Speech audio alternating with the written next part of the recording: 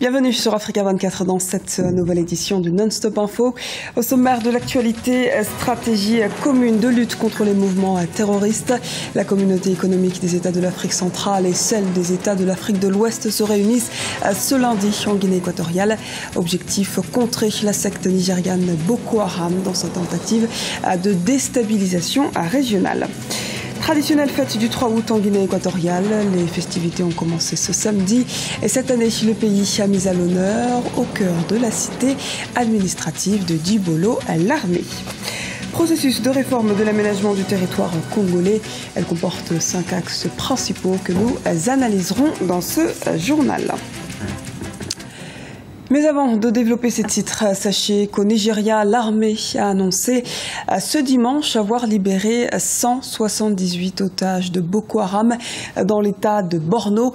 Borno qui est le fief de l'insurrection islamiste.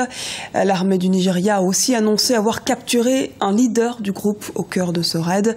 Des frappes aériennes ont également eu lieu sur le village de Bita, non loin de la forêt de Zambiza, où Boko Haram s'apprêtait à lancer une offensive.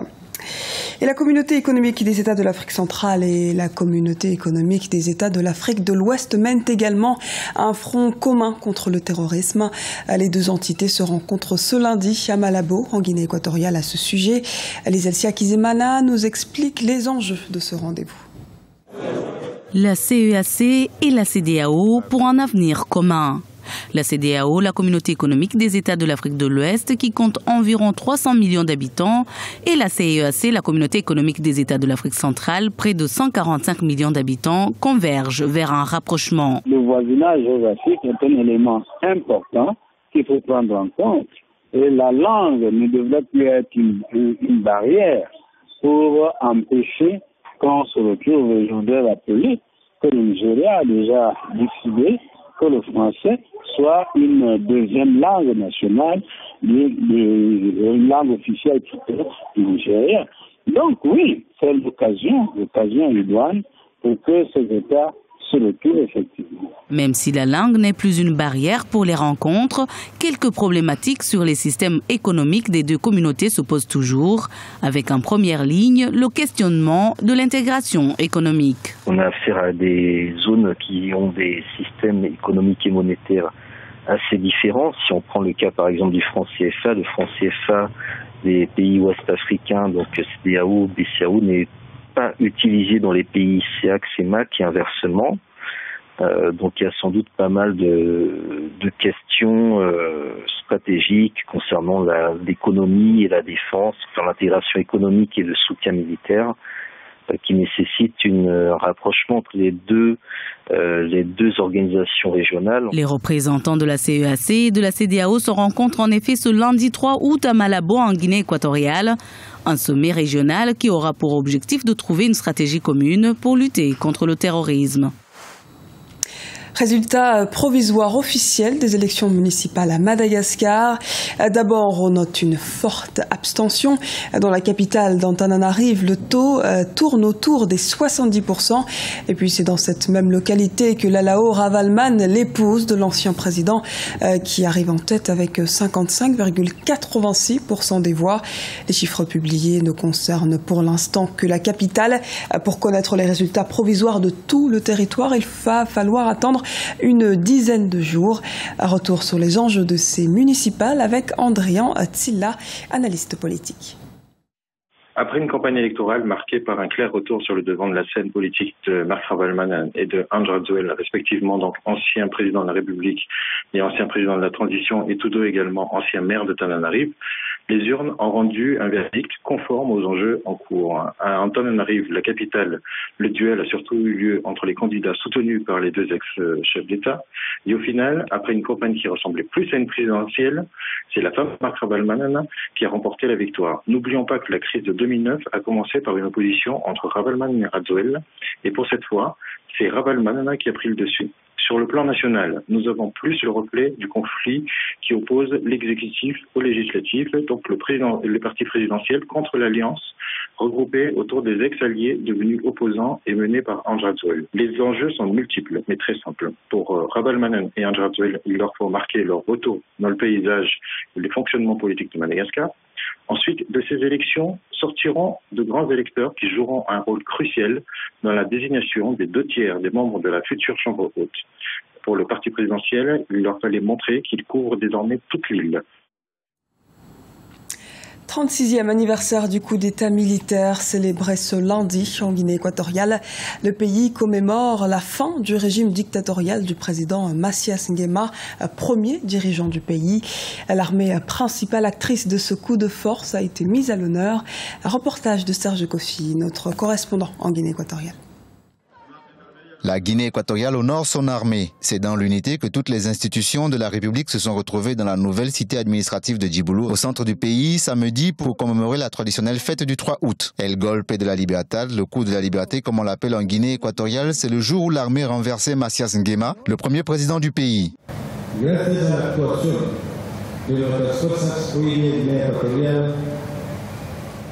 Grâce à l'action de nos forces armées, aujourd'hui la Guinée équatoriale jouit de sa liberté.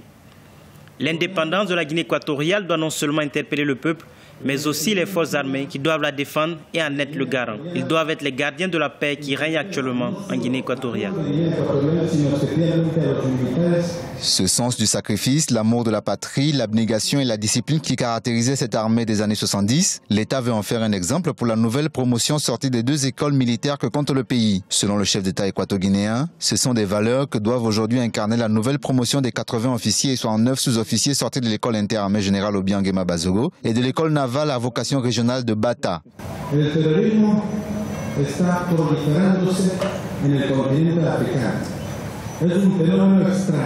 Le phénomène qu'on observe aujourd'hui, c'est le terrorisme. Ce phénomène est proche de nos frontières. Ce phénomène prolifère sur le continent africain. C'est un phénomène que nous devons à tout prix surveiller. Le devoir des forces de sécurité est de combattre la délinquance et le terrorisme. Nous demandons également à nos forces armées de lutter contre la piraterie qui est en train de s'installer dans le golfe de Guinée. Le 3 août 1979, une partie dissidente de l'armée équato-guinéenne conduite par le lieutenant-colonel Obiang Nguema Bazogo renversait Macias Nguema. Ce coup d'État est celui qui apporta la liberté au peuple, dont une partie avait choisi de s'exiler au Cameroun et au Gabon voisin. 36 ans après, il est encore célébré avec faste. La République du Congo restructure son territoire. Les autorités multiplient ainsi les projets et les chantiers à travers le pays. Prochaine capitale des Jeux africains 2015, Brazzaville se prépare particulièrement pour accueillir cet événement sportif continental. Les précisions à Didalat Mirabel Bissou. Au Congo, les autorités sont engagées dans la construction des infrastructures pour assurer aux populations un meilleur cadre de vie. Dans cette dynamique, l'aménagement du territoire est le passage obligatoire pour atteindre les objectifs de développement. Ces 15 dernières années, pour ne pas être exhaustive, on peut quand même ressortir 3 à 4 catégories, sinon 5 catégories de projets dans les secteurs importants, notamment les infrastructures de transport, les infrastructures d'énergie, des télécommunications, doper des infrastructures de base concernant la santé et l'éducation, ont permis de donner à la République ce qu'il faut pour ce que le peuple se retrouve.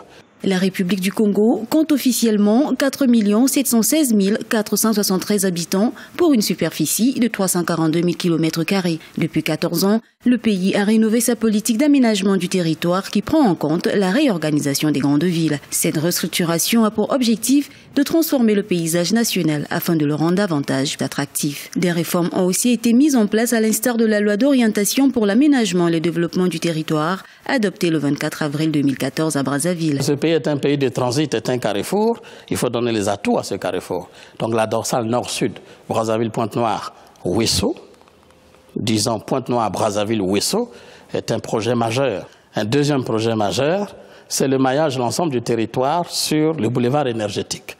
Donc, en construisant l'énergie entre Pointe-Noire et Brazzaville, c'est déjà réalisé. Entre Brazzaville et la partie septentrionale du pays, jusqu'à Ouesso, c'est en cours. Brazzaville, capitale politique et administrative, sera le carrefour des 11e Jeux africains du 4 au 19 septembre 2015. Dans ce cadre, des projets d'infrastructure ont été créés dans la ville, notamment le complexe sportif de Kintele, prévu sur 144 155,16 m². Le stade olympique pourra recevoir 65 000 spectateurs. Le palais des sports, qui compte 10 000 places, et le complexe nautique sont entre autres les projets suivis par le ministère de l'Aménagement du territoire.